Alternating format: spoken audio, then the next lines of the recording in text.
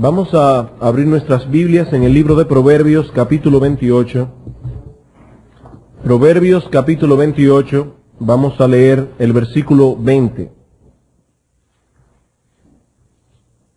Proverbios, capítulo 28, versículo 20. Dice Salomón aquí: el hombre de verdad tendrá muchas bendiciones, mas el que se apresura a enriquecerse no será sin culpa.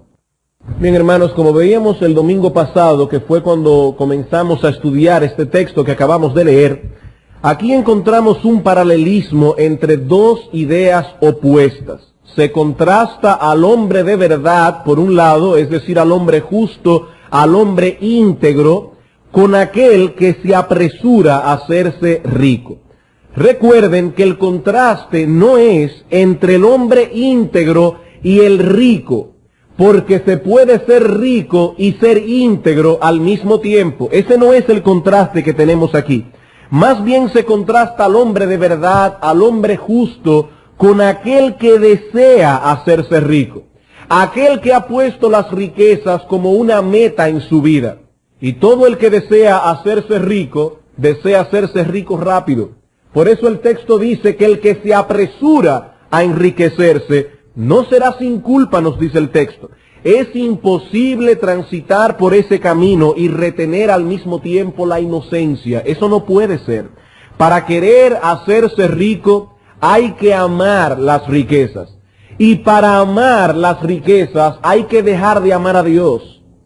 El apóstol Juan no nos deja lugar a dudas al respecto. En primera de Juan, capítulo 2, versículo 15, dice el apóstol: el que ama al mundo, el amor del Padre no está en él. Así que el amor por las riquezas en sí mismo es un grave pecado, porque destrona a Dios del lugar que le corresponde. Así que si un hombre desea hacerse rico y no utilice ningún medio deshonesto para lograr su objetivo, aún así ese hombre está en pecado. Un hombre que desea hacerse rico, aún sea honesto en todos sus tratos comerciales, ese hombre está en pecado. De hecho, ha cometido uno de los pecados más groseros y que más ataca la Escritura, que es el pecado de la idolatría. En Colosenses capítulo 3, versículo 5, dice el apóstol Pablo: haced morir pues lo terrenal en vosotros: fornicación, impureza, pasiones desordenadas, malos deseos. Y el texto original implicaría aquí la siguiente traducción: y especialmente la avaricia, que es idolatría. La avaricia, el amor por el dinero, el deseo de tener más, eso es idolatría. Por otro lado, cuando un hombre se ha puesto como una meta en su vida hacerse rico, terminará sacrificando cosas valiosas para poder obtener su objetivo. Si no sacrifica su moral, su honestidad, terminará sacrificando el tiempo que le debe a su familia, terminará sacrificando el tiempo que debe dedicarle al cuidado de su propia alma. Así que de un modo o de otro, este hombre no será sin culpa. Este hombre no será sin culpa. Querer hacerse rico y al mismo tiempo querer permanecer fiel al Señor y en inocencia es lo mismo que intentar atravesar por una piscina llena de lodo sin ensuciarse. Eso no se puede, hermano. Dice el texto aquí que eso es imposible, y el autor de la Escritura quería dejar tan claramente expresado esta idea que no se limitó a Proverbios capítulo 28, versículo 20. En muchos otros textos de la Escritura se nos dice exactamente lo mismo.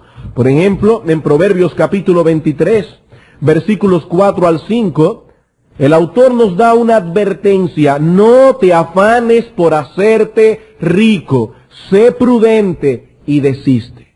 No te afanes, es una orden de Dios. No te afanes por hacerte rico. ¿Por qué? Primera de Timoteo, capítulo 6, versículo 9 al 10, nos dice el apóstol Pablo: porque los que quieren enriquecerse caen en tentación y lazo, y en muchas codicias necias y dañosas que hunden a los hombres en destrucción y perdición. Porque raíz de todo tipo de mal es el amor al dinero. El amor al dinero. Y estas palabras vienen a propósito del tema que estamos tratando en nuestra serie sobre la teología del trabajo. A partir del domingo pasado iniciamos el estudio de la justicia en los negocios y nosotros vimos que es la codicia, precisamente el amor por el dinero, lo que lleva a los hombres a negociar en un contexto de justicia. Me fascinó algo que estaba leyendo esta mañana en el libro de la Guerra Santa, como en el libro de Juan Bunyan, cómo los diabolianos se cambiaban el nombre. Y había un diaboliano que se llamaba Codicia, pero él se llamaba Buen Administrador. Pero la codicia es codicia, hermano. Es codicia. Y es la codicia lo que lleva a los hombres a negociar en un contexto de injusticia. La injusticia en los negocios surge de ese deseo del hombre inicuo de hacerse rico. Pero nosotros, los hijos de Dios, estamos llamados a tener una visión diferente de las cosas. Sabemos que Dios en ocasiones bendice la diligencia y bendice la responsabilidad en el trabajo con riquezas materiales. Así que no es pecado ser rico. No es pecado ser rico, pero sí es pecado querer serlo. En Primera de Crónicas, capítulo 29, David reconoce que es Dios quien en ocasiones da riquezas a los hombres. O en ocasiones no, es Dios que da riquezas y punto. En Primera de Crónicas, capítulo 29, versículos 11 y 12, dice David: tuya es, oh Jehová, la magnificencia y el poder, la gloria, la victoria y el honor, porque todas las cosas que están en los cielos y en la tierra son tuyas. Tuyo, oh Jehová, es el reino, y tú eres excelso sobre todos. Las riquezas y la gloria proceden de ti, y tú dominas sobre todo. En tu mano está la fuerza y el poder, y en tu mano el hacer grande y el dar poder a todos. Así que es Dios, hermanos, quien da las riquezas, pero sabemos también que nuestra meta no es la de obtener riquezas. La meta nuestra como cristianos es primariamente glorificar a Dios a través de nuestro trabajo. Y es precisamente en ese contexto que estamos estudiando la justicia en los negocios, porque nuestro Dios es un Dios justo. Así que todo hijo de Dios debe negociar en el contexto de justicia para mostrar de esa forma que es hijo de un Dios perfectamente justo. ¿Qué significa esto en la práctica? Bueno, para responder esa pregunta vimos la semana pasada, en primer lugar, la naturaleza de esa justicia que debe caracterizar al creyente. ¿De qué justicia estamos hablando aquí? Porque los hombres hablan mucho hoy de justicia. ¿De qué justicia nos habla la Escritura? Y definíamos usando las palabras del teólogo puritano Richard Steele, que consiste en un hábito mental que nos dispone a dar a todos lo que es debido. Así que no se trata de acciones aisladas de justicia, sino más bien de un hábito, de un modo de vida caracterizado por acciones justas, una disposición que mueve a dar a todos lo que es debido. Así que esta justicia que debe caracterizar a los hijos de Dios no va en contra de que éste obtenga ganancia en sus negocios. Tampoco exige al hijo de Dios que gane de menos. El hijo de Dios debe procurar ganar lo que es justo, pagar lo que es justo, que todos obtengan lo que es debido. Y luego de haber establecido esta verdad general, nosotros pasamos a considerar en segundo lugar los casos particulares en que esta justicia debe ser ejercida. Una cosa es tener principios generales, otra muy distinta es saber cómo se aplican esos principios a los casos particulares. Casos particulares en que esta justicia debe ser ejercida. Vimos uno, debemos ser justos en nuestros tratos de compra y venta. Y hoy pasaremos a considerar otros casos que nos ayuden a visualizar de una manera más práctica a qué se refiere Dios cuando nos dice que debemos ser justos en nuestros asuntos de negocios. De ese modo nuestra conciencia va a ser educada por medio de la palabra de Dios. Nuestra conciencia nos acusará cuando tenga que acusarnos. Nuestra conciencia nos defenderá cuando tenga que defendernos. Es bueno tener una conciencia educada. ¿Cuáles son los casos particulares en que debemos mostrar justicia? Primero, debemos ser justos en nuestros tratos de compra y venta. Segundo, y pasamos a material nuevo ahora, debemos ser justos pagando nuestras deudas dentro del límite previamente determinado.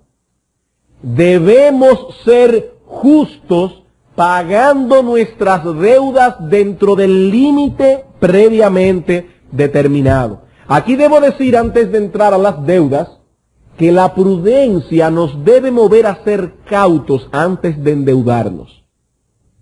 Hermanos, hay que tener mucho cuidado con las deudas. Hay que ser cautos, hay que estudiar bien la situación antes de meternos en una deuda. Pero una vez la deuda ha sido contraída, luego de haber meditado bien el asunto, la justicia requerirá de nosotros que dicha deuda sea puntualmente saldada. De no hacerlo así, estamos quedándonos con ciertas pertenencias que por derecho no nos corresponden. Usted lo debe, eso no es suyo. Cuando usted no paga a tiempo sus deudas, usted se está quedando con pertenencias que por derecho le corresponden a otro. Eso no es suyo, usted lo debe. Antes de seguir avanzando en este tema, debo tratar con una objeción que puede surgir en la mente de algunos. Alguien podría decir, ¿pero acaso no nos dice el apóstol Pablo en Romanos capítulo 13, versículo 8, no debáis a nadie nada? Y si la Biblia dice, no debáis a nadie nada, ¿cómo usted se para aquí esta mañana a decirnos que debemos pagar puntualmente nuestras deudas? Más bien usted debería decir que un cristiano no debe endeudarse y punto. No. Cada texto debe ser interpretado en su contexto y a la vez a la luz de la enseñanza general de la Escritura. Y hermanos, la Escritura no prohíbe al Hijo de Dios endeudarse. Al cristiano no le está prohibido en la Escritura tener deudas. Más bien la Escritura regula las deudas. Por ejemplo, en Éxodo capítulo 22, versículo 25. Dice Dios en su palabra, cuando prestares dinero a uno de mi pueblo, y ahí al hablar de prestar está implicando dos personas, un acreedor y un deudor. Y Dios dice en su palabra, cuando prestares dinero a uno de mi pueblo, al pobre que está contigo, no te portarás con él como logrero, no le impondrás usura. Pero aquí se habla de prestar dinero. Y en Mateo capítulo 5, versículo 42, para que alguien nos diga, no, eso es en el Antiguo Testamento. En Mateo capítulo 5, versículo 42, el Señor Jesucristo habla de esto también. Mateo capítulo 5, versículo 42, dice el Señor, al que te pida, dale, y al que quiera tomar de ti prestado, no se lo rehuses. Este último texto sería insensato de mi parte citarlo sin dar algunas advertencias aquí, porque puede dar lugar a muchos malos entendidos. De hecho, yo debo decir que no existe, yo creo en la Escritura, una porción que sea más mal interpretada que el Sermón del Monte. Por eso es importante que nosotros veamos qué es lo que el Señor está diciendo allí. Algunos creyentes leen el Sermón del Monte, exacto, como si se tratase de una nueva ley que debe ser seguida al pie de la letra, sin darse cuenta que lo que el Señor está haciendo en el Sermón del Monte es proveyéndonos cuál es el espíritu correcto de la ley que ya Dios dio. El Señor no nos está dando una ley nueva en el Sermón del Monte. Él más bien nos está interpretando cuál es el espíritu correcto de la ley. Y si nosotros interpretamos este discurso del Señor, tomando cada palabra al pie de la letra, vamos a llegar a conclusiones peligrosas y absurdas. Por ejemplo, en el versículo 41 dice el Señor, a cualquiera que te obligue a llevar carga por 1 milla, ve con él 2. Pero vamos a suponer que la persona que nos está pidiendo que lo llevemos 1 milla, solo necesita ir 1 milla más lejos. Y nosotros, por apegarnos a la letra del texto, lo llevamos 2. ¿Qué va a suceder? Que lo vamos a dejar 1 milla más lejos del lugar donde él quería ir. Yo no puedo pegarme a interpretar la letra del texto tal cual está allí. Debemos entrar en el espíritu de la ley. Bueno, de igual modo, hermanos, ¿qué quiso decir Cristo cuando dijo al que te pida, dale? ¿Significa eso que yo debo dar a toda persona que me pida dinero, aun se tratase de un pedidor profesional? que está viviendo de la caridad pública para no trabajar? ¿Cómo nosotros podemos congeniar ese texto con segunda de Tesalónica capítulo 3, versículo 10, donde el apóstol Pablo dice, si alguno no quiere trabajar, que tampoco coma? ¿Cómo yo puedo congeniar ambas ideas? Al que te pida, dale. Y Pablo dice, el que no quiera trabajar, que no coma. O cuando el Señor dice aquí, al que te pida prestado, no se lo rehuses. ¿Significa eso que el Señor nos está pidiendo que prestemos dinero a todo el que nos lo pida? En el Salmo 112, quédense allí en Mateo, pero en el Salmo 112, versículo 5, hay un texto que nos puede dar un balance perfecto aquí. Dice el salmista, el hombre de bien tiene misericordia y presta. Es decir, este hombre se compadece del necesitado y no cierra su corazón contra el necesitado. Sin embargo, sigue diciendo, él gobierna sus asuntos con juicio. Él gobierna sus asuntos con juicio. Hermanos, tenemos que ir al contexto de estas expresiones. El Señor no nos está pidiendo que malusemos nuestros bienes. Si nosotros observamos el contexto general de este texto, veremos que el Señor está hablándonos aquí más bien de ayudar al realmente necesitado, aun sea a costa de sacrificios de parte nuestra. Pero es obvio que aquí no está incluido la idea de dar nuestros bienes a vividores profesionales o a personas que harán un uso irresponsable de él. Eso no sería gobernar nuestros asuntos con juicio. Y creo pertinente citar aquí las palabras del doctor Martin Lloyd-Jones hablando del Sermón del Monte y de ese texto específicamente. Nuestro Señor no quiere decirnos con su palabra o con sus palabras que ayudemos a los que defraudan, ni a los mendigos profesionales, ni a los borrachos. Lo que se condena aquí es la tendencia de no ayudar a los que realmente lo necesitan por razón del yo y del espíritu egoísta. El hombre que está bajo la influencia de la bebida y que nos pide dinero no está necesitado, como tampoco lo está la persona que es demasiado perezosa para trabajar y vive de pedir. Pero si veo que mi hermano está necesitado y tengo bienes materiales y estoy en condiciones de ayudarlo, no puedo cerrar las entrañas de mi compasión, porque si lo hago, el amor de Dios no está en mí. El amor de Dios es un amor que se da a sí mismo para ayudar a los que están en necesidad. Cierra la cita. Así que hay dos extremos aquí que todo hijo de Dios debe evitar. Por un lado, debe evitar ese espíritu egoísta, ese espíritu tacaño, que no permite ayudar liberalmente a aquellos que verdaderamente están en necesidad. Es a eso que Cristo se refiere aquí cuando dice al que te pida, dale. En el contexto de que hay una verdadera necesidad y en el contexto de que yo tengo con qué ayudarlo. Eso es lo que Cristo está condenando aquí. Pero por el otro lado, debemos evitar ese espíritu irreflexivo que nos lleve a hacer un mal uso de nuestro dinero por simple sentimentalismo. En Proverbios capítulo 3, versículo 27 dice, no te niegues a hacer el bien a quien es debido.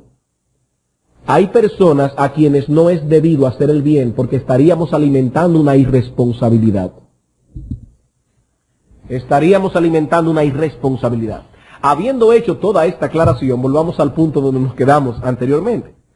Como hemos podido ver en los textos antes citados, en Romanos capítulo 13, versículo 8, no tenemos una prohibición absoluta a pedir prestado o a prestar. Eso no es lo que está hablando Romanos 13, 8, cuando Pablo dice no debáis a nadie nada. Ahora, lo que sí está prohibido aquí es que luego de haber tomado dinero prestado, no paguemos en el tiempo previamente estipulado. El salmista nos dice en el Salmo 37, versículo 21, el impío toma prestado y no paga.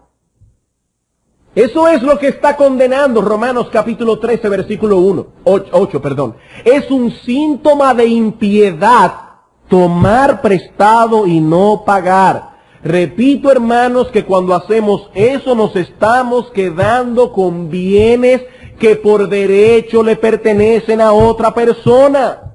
De ahí la necesidad de ser muy cautos a la hora de adquirir una deuda. Debemos estar seguros de que esa deuda es estrictamente necesaria para el desarrollo de nuestro negocio, no para cosas superfluas. No para cosas superfluas. Hay personas que empeñan hasta la camisa con tal de vivir un estilo de vida superior a los ingresos que tiene. No, para eso no se pueden adquirir deudas. Estamos hablando aquí de un individuo que ha ponderado bien un negocio y sabe que necesita capital para echar su negocio adelante, pero él también sabe que tiene con qué responder sus compromisos. Si no, no se mete en deuda. Y en este asunto debemos tener cuidado con traspasar los límites de la prudencia y de la discreción dentro de la iglesia. El hecho de que seamos hermanos en Cristo no quiere decir que podemos ir donde cualquier hermano miembro de la iglesia y hacer uso de esa conexión espiritual para que nos presten dinero. Eso es indiscreción. Eso es una imprudencia. Si usted obviamente no tendrá con qué responder a ese compromiso y ese dinero usted no lo necesita para comer, ese hermano sería sensato si no le presta el dinero. Eso no es carnalidad, hermano, eso es sensatez. Eso es gobernar los asuntos con juicio. Y eso es lo que dice el salmista. Pero por otro lado, si la deuda ya ha sido adquirida, como dije ahorita, luego de haber ponderado bien el asunto, tampoco debemos ampararnos en el hecho de que somos hermanos para dilatar el pago de la deuda.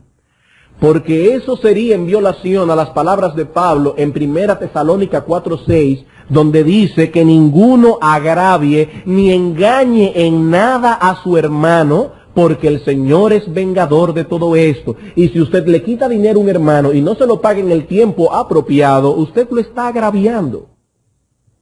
Usted lo está agraviando. Eso está mal, hermano. Eso es pecaminoso. Y Dios dice, yo vengaré eso. Pero ¿qué sucede si adquirimos una deuda luego de haber hecho cálculos sensatos, aún luego de haber pedido consejo a otros? Pero por asuntos meramente providenciales el negocio se va a pique. Eso puede suceder. Yo hice todos mis cálculos, pero habían asuntos providenciales que yo no estaba esperando, fuera de mi alcance, que llevaron mi negocio a pique y ahora yo no puedo pagar en el tiempo acordado. ¿Qué debo hacer como creyente? Hay dos cosas que debes hacer. Primero, dar la cara.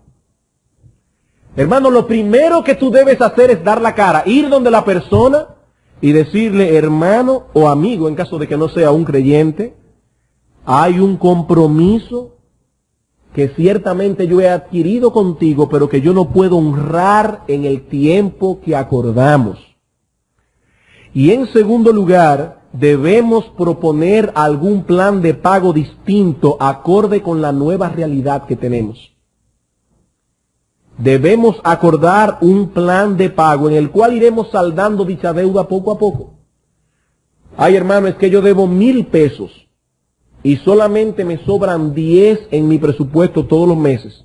Abónale 1 peso al mes, aunque te pases 1,000 meses para pagarlos. Pero no dejes de pagar. No dejes de pagar. Hermano, es importante que vayas delante de la persona y acuerden un plan de pago. ¿Saben por qué? Como bien señala el pastor Arocha, de ese modo estaremos reconociendo de una manera práctica que ese dinero pertenece a nuestro acreedor. Y le estamos diciendo con eso, yo tengo el firme deseo de pagar. Yo tengo un fuerte deseo de pagar mi deuda tan pronto como las condiciones me lo permitan. Debe quedar claramente establecido en los demás que tenemos un enorme deseo de pagar dicha deuda. Y en ese contexto debemos decir, hermanos, que es totalmente inexcusable y digno de toda condenación que una persona se llame a sí misma hija de Dios y teniendo una deuda que supuestamente no puede pagar por falta de fondos, se ha visto comprando artículos superfluos y costosos, dando viajes al extranjero o simplemente manteniendo un nivel de vida que obviamente cuesta dinero. Eso es inexcusable, eso es digno de toda condenación. Esos viajes y esos artículos lo estás comprando con un dinero que no te corresponde. Ese dinero no te pertenece. Ese dinero está endeudado, es de tu acreedor. Y hermanos, eso es digno de toda condenación, eso es inexcusable. El que debe un dinero que no se compre ni un par de medias, porque ese dinero lo debe. Eso es lo que manda la justicia. Es de tu acreedor. Por eso es que decimos que la prudencia vaya adelante. Que la prudencia vaya adelante. La prudencia va primero antes de endeudarse. Y no solamente la prudencia va adelante antes de endeudarse, sino también, hermanos, antes de prestar. Antes de prestar, hermano, tú tienes todo el derecho de preguntarle aún sea un hermano de la iglesia, ¿cuánto tú ganas, hermano? Tú tienes derecho a preguntarle, ¿para qué tú necesitas ese dinero? ¿Cómo tú piensas pagármelo? ¿Con qué tú cuentas para eso? Hermano, eso no es carnalidad, eso no es falta de amor, eso es sensatez. Y después vemos cómo esas cosas llegan a la iglesia y causan problemas entre los hermanos. ¿Por qué? Porque faltó prudencia, tanto en el que prestó como el que cogió prestado. En tercer lugar,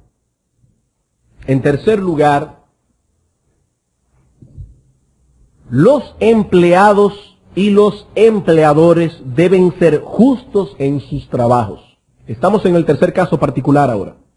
Los empleados y los empleadores deben ser justos en sus trabajos. Unos haciendo lo mejor que puedan, los empleados. Otros pagando lo que es debido, o sea, los empleadores. Eso es lo que manda la justicia.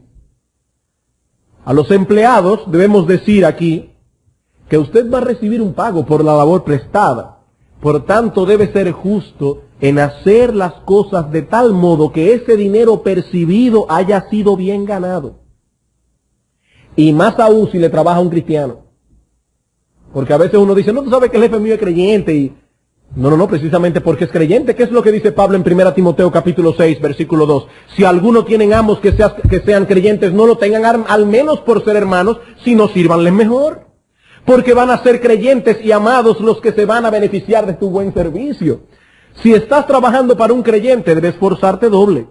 No podemos permitir que la ociosidad o simplemente el tomar más trabajo del que podemos sobrellevar nos lleve a rendir una labor que pudimos haberla hecho mejor. Hay hermanos que están empleados en una oficina y en su tiempo de trabajo hacen otros trabajos. No, hermano, eso es pecado, eso es injusto. A usted le están pagando por hacer ese trabajo en esa oficina. Usted no tiene derecho a tomar el tiempo de su jefe para usarlo en otra cosa, a menos que su jefe le haya dado a usted esa prerrogativa. Y aclaro, no porque usted la pidió, sino porque él se la dio, porque usted no tiene derecho a pedirlo eso. Es si él por amor y porque hay poco trabajo condesciende con usted si se lo permite, eso es otra cosa. Pero usted es empleado, su tiempo ya no le pertenece durante el tiempo de trabajo. Ese tiempo es de su jefe. Pero por el otro lado, también existen principios que abarcan a los empleadores. Y aquí quiero ir a Colosenses capítulo 4, versículo 1. No solamente los empleados deben hacer lo mejor posible, como dice el apóstol Pablo, como si fuera para el Señor, de todo corazón, sino que también los empleadores tienen principios que regulan su vida.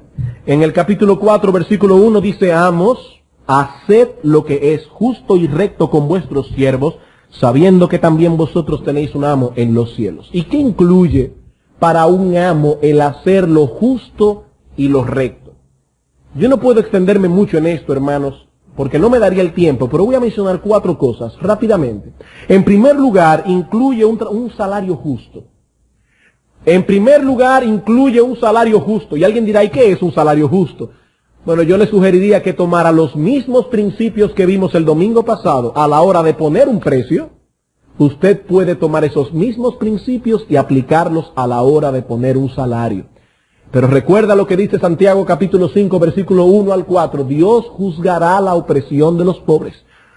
Ay, hermano, pero eso lo dice a los ricos inconversos. Es verdad, lo dice a los ricos inconversos, pero si eso se lo dice Dios a los ricos inconversos, ¿cuánto más no se lo va a decir a los ricos creyentes? Salario justo. Segundo, incluye también un trato humano. No solamente salario justo, sino también un trato humano. Un jefe cristiano tiene todo el derecho a darle órdenes a sus siervos. Un jefe cristiano tiene todo el derecho a exigir que sus empleados hagan lo que deben hacer, pero siempre recordando que es un ser humano. Y tratándolo como dice Mateo capítulo 7, versículo 12, lo que tú quieres que los otros hagan contigo, eso mismo haz tú con ellos. Y es penoso ver cómo algunas personas se llaman hijas de Dios y maltratan a sus siervos, maltratan a sus empleados verbalmente. No. Se le debe dar un salario justo, se le debe dar un trato justo. Tercero, incluye también condiciones justas de trabajo. Condiciones justas de trabajo. En Isaías capítulo 58, versículo 3, Dios amonesta a los amos que le dan condiciones injustas a sus empleados. ¿Por qué? Dicen, ayunamos y no hiciste caso, humillamos nuestras almas y no te diste por entendido. Aquí están los judíos diciendo, Señor, yo no entiendo, yo ayuno, oro delante de ti, tú no me bendices, ¿por qué? He aquí que en el día de vuestro ayuno buscáis vuestro propio gusto y oprimís a todos vuestros trabajadores. Por eso Dios no oye tu oración. Porque tú eres un opresor. Y no vayamos únicamente a una fábrica, no. Vamos a nuestras casas, hermanos. Porque muchas veces en las casas nuestras hay personas que laboran. Personas llamadas muchachas del servicio. Y hay que darle condiciones justas de trabajo. ¿Qué significa eso? Que ellas tienen un horario de trabajo, no son esclavas nuestras que trabajan las 24 horas del día para que si al dueño de la casa se le ocurre llegar a altas horas de la noche y pide que le hagan una cena, la muchacha tiene que levantarse a hacérsela. No, para eso está su esposa. Esas muchachas tienen un horario de trabajo y Dios juzgará la opresión. Hay que dar condiciones justas de trabajos a los empleados. Eso es lo que dice Colosenses 4:1. Haced lo que es justo y recto con vuestros siervos. Salario justo, trato humano, condiciones justas y finalmente incluye ocuparnos de ellos como seres humanos que necesitan la salvación. ¿Cuánto cuidamos nuestro testimonio cuando estamos delante de ciertas personas que están en una posición por encima de la nuestra? Pero qué fácilmente echamos nuestro testimonio al piso delante de nuestros subalternos. ¿O es que el alma de ellos no es eterna? ¿O ustedes creen que ellos no van a ir al mismo infierno que los ricos? Hacer lo que es justo y recto con nuestros siervos incluye ocuparnos de sus almas también. Cuarto caso particular.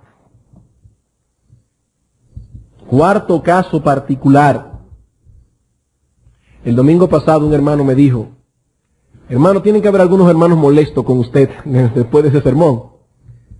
Bueno, si esos se molestaron, ahora vamos a ver qué pasa. Cuarto principio, debemos ser justos en pagar todo lo que es legítimamente impuesto por la ley o por la fe, y pagarlo con alegría y prontitud. Porque aquí no basta únicamente en cumplir el mandato, sino hacerlo de buen corazón. Debemos ser justos en pagar todo lo que es legítimamente impuesto por el Estado, por la ley o por la fe, y hacerlo con agrado, con alegría y con prontitud. Mateo capítulo 22, versículos 15 al 21. Mateo capítulo 22, versículos 15 al 21. Entonces se fueron los fariseos y consultaron cómo sorprenderle en alguna palabra. Y le enviaron los discípulos de ellos con los herodianos diciendo, Maestro, qué hipócritas, sabemos que eres amante de la verdad y que enseñas con verdad el camino de Dios y que no te cuidas de nadie porque no miras las apariencias de los hombres. Dinos pues, ¿qué te parece? ¿Es lícito dar tributo a César o no? En palabras más modernas, ¿es lícito pagar impuesto? dado que nosotros somos el pueblo de Dios, decían los judíos, y estos romanos nos están oprimiendo, ¿es lícito darle tributo al César? Pero Jesús, conociendo la malicia de ellos, les dijo, ¿por qué me tentáis, hipócritas? Mostradme la moneda del tributo. Ellos le presentaron un denario. Entonces les dijo, ¿de quién es esta imagen y la inscripción? Le dijeron, de César. Y les dijo, dad pues a César lo que es de César, y a Dios lo que es de Dios. Y aquí los negociantes cristianos deben ser diferentes de todos aquellos que no profesan la fe y negocian como paganos, como si no hubiera ley. El Señor dice aquí, dad al César lo que es del César, y a Dios lo que es de Dios. Y el apóstol Pablo nos dice lo mismo en Romanos capítulo 13, usando palabras diferentes. Romanos capítulo 13, versículo 7, dice, pagad a todos lo que debéis. Al que tributo, tributo. Al que impuesto, impuesto. Al que respeto, respeto. Al que honra, honra. Y es interesante notar que tanto en el caso de nuestro Señor como en el caso del apóstol Pablo, ellos estaban hablando en el contexto del gobierno romano, que distaba mucho de ser un gobierno pulcro y decente. Era un gobierno de depravados. Pero dijo Cristo, dad al César lo que es del César. Y Pablo dijo, cuando estaba gobernando nada más y nada menos que esa egregia figura de Nerón César, Pablo dijo, pagad a todos lo que debéis. Impuestos de aduana, impuestos sobre la renta, nada de devaluar mercancías, pagad a todos lo que debéis. Y digo esto porque muchos se amparan en ciertas excusas tratando de evadir este deber. Sobre todo, quieren ampararse en el supuesto de que los tributos que ellos pagan no se usan de la manera adecuada. La excusa es, ¿para qué yo voy a pagar mis impuestos? ¿Para enriquecer a unos cuantos funcionarios públicos? Si por lo menos usaran mi dinero para hacer carreteras, si por lo menos usaran mi dinero realmente para que el país funcione, pero estoy a estar pagando mi dinero y pagando los impuestos en la aduana para que venga un funcionario y se haga millonario con mi dinero. Yo debo decir dos cosas aquí respecto a ese argumento. En primer lugar, es Dios mismo quien nos ordena en su palabra que paguemos los impuestos exigidos por el Estado. Eso no es problema del presidente. Nosotros tenemos nuestra conciencia atada a la palabra de Dios. Y Dios nos dice en su palabra, paga los impuestos. Violar esto es pecado. Y nunca tenemos justificación para pecar. Ni siquiera el pecado de otro nos excusa para nosotros pecar. Así que si todos los funcionarios del gobierno fueran unos corruptos y fueran unos malévolos y se estuvieran haciendo millonarios con mi dinero, hermano, paga tus impuestos. Pero en segundo lugar, debemos advertir que los cristianos deben tener muchísimo cuidado a la hora de emitir o admitir una acusación contra un funcionario del gobierno. Mucho cuidado. Antes de admitir una acusación sobre cualquier persona, tenemos que tener pruebas irrefutables de ese asunto y generalmente esas cosas son muy difíciles de probar. ¿Tú crees que hay un funcionario en el gobierno que es corrupto? Hermano, tú tienes todo el derecho como ciudadano de la nación a reunir las pruebas y llevarlo a un tribunal. Pero mientras tanto, lo que tú no tienes derecho es a difamar a nadie. Llévalo a un tribunal, ese es el mecanismo de la justicia. Eso es como la factura de teléfono. Resulta que usted recibe una factura de 1,000 pesos y usted dice, pero mi teléfono ha estado desconectado. ¿Qué le exige la compañía dominicana de teléfono? Que usted pague el dinero y luego vaya a reclamar.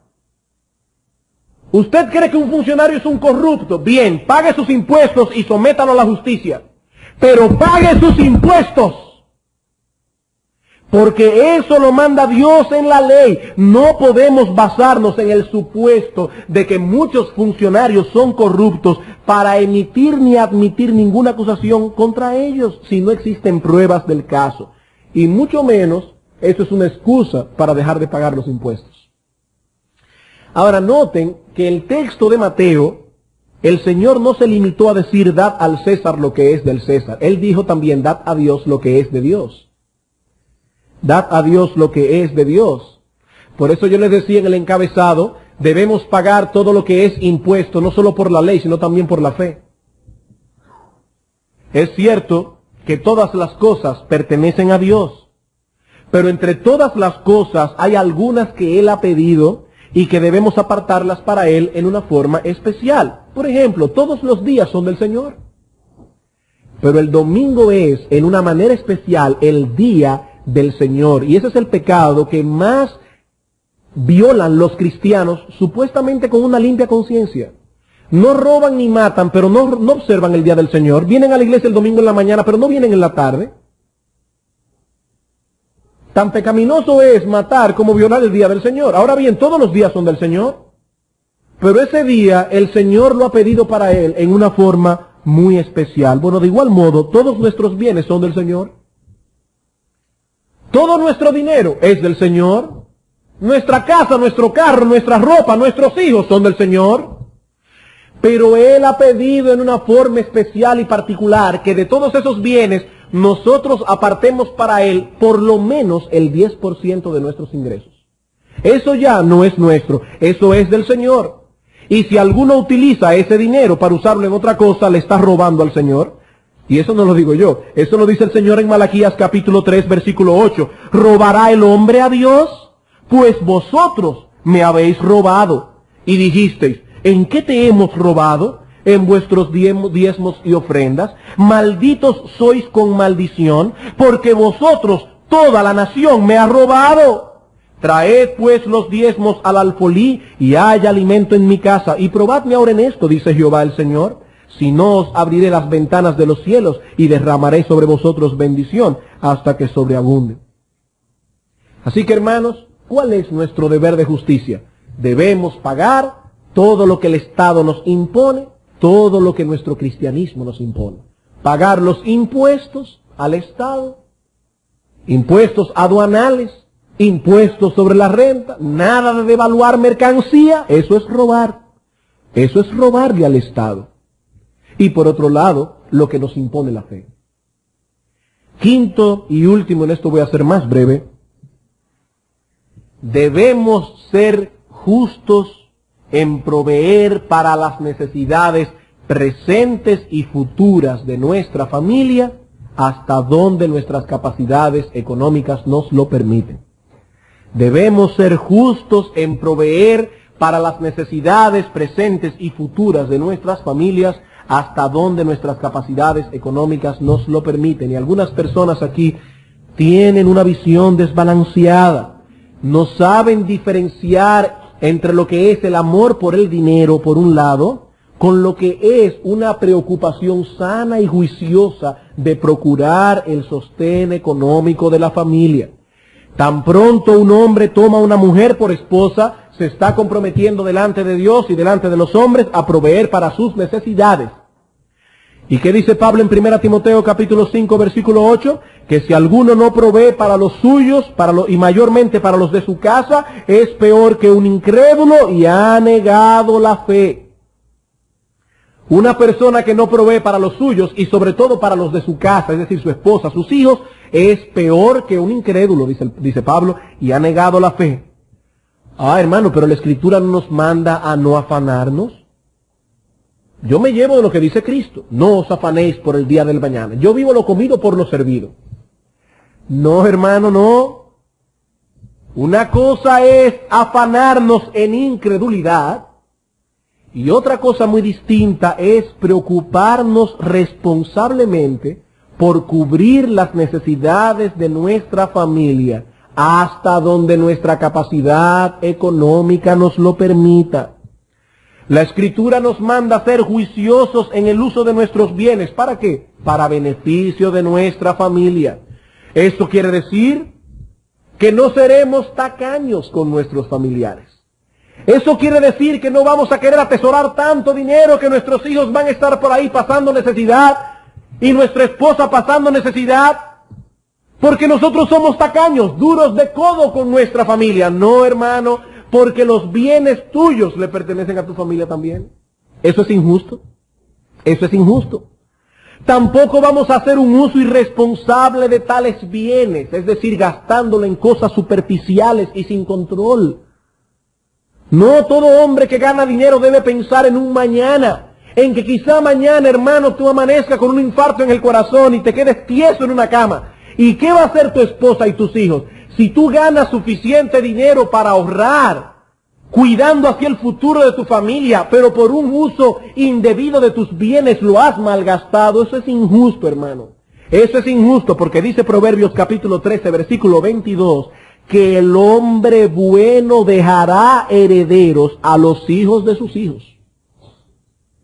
El hombre bueno, claro, que tiene dinero, porque hay muchos hombres buenos que quisieran hacer algo, pero no pueden.